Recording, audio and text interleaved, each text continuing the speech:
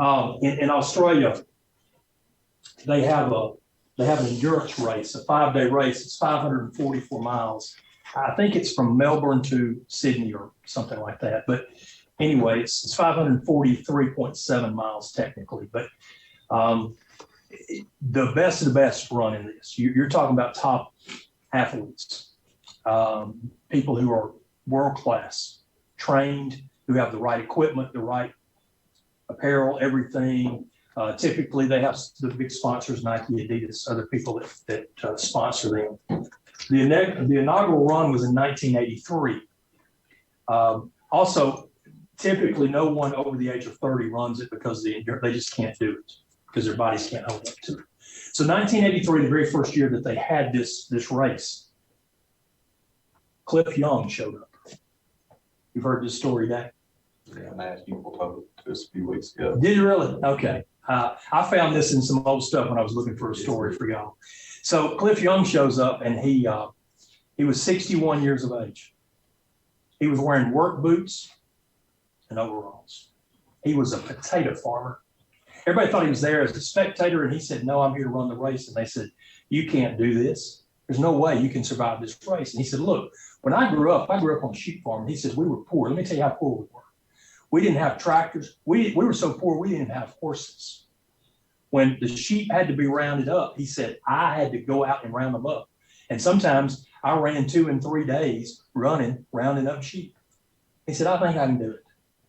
So they let him register. Young goes off to start the race, and exactly what you would think happened. All the professional trained runners take off. They're gone. And here's Cliff. You can go on YouTube and watch it. He's got this shuffle. People laughed because it was just terrible. It was terrible form, everything about it. He takes off in his boots. He's gone. Well, 5-day race, all the runners knew that what you do is you run 18 hours and then you sleep 6. It's the only way to survive. Except nobody told Cliff that. So he ran through the first night. He didn't stop.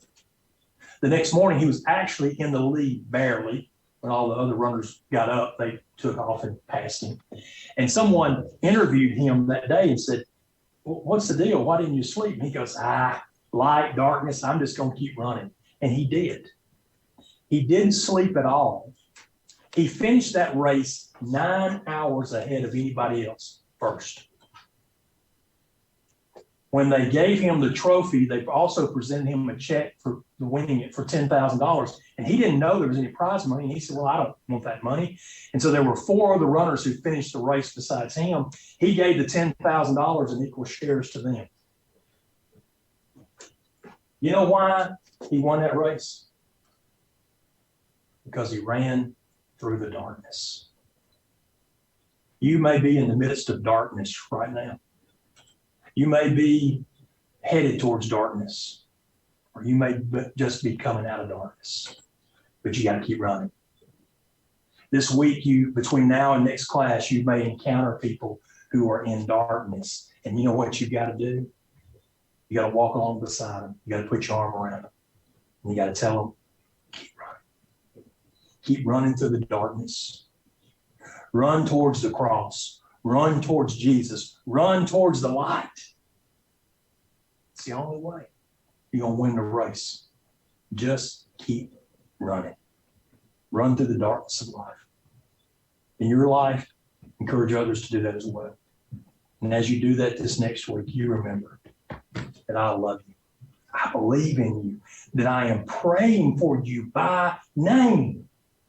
And I cannot wait to see all that God is doing through you. God bless you. See you next time.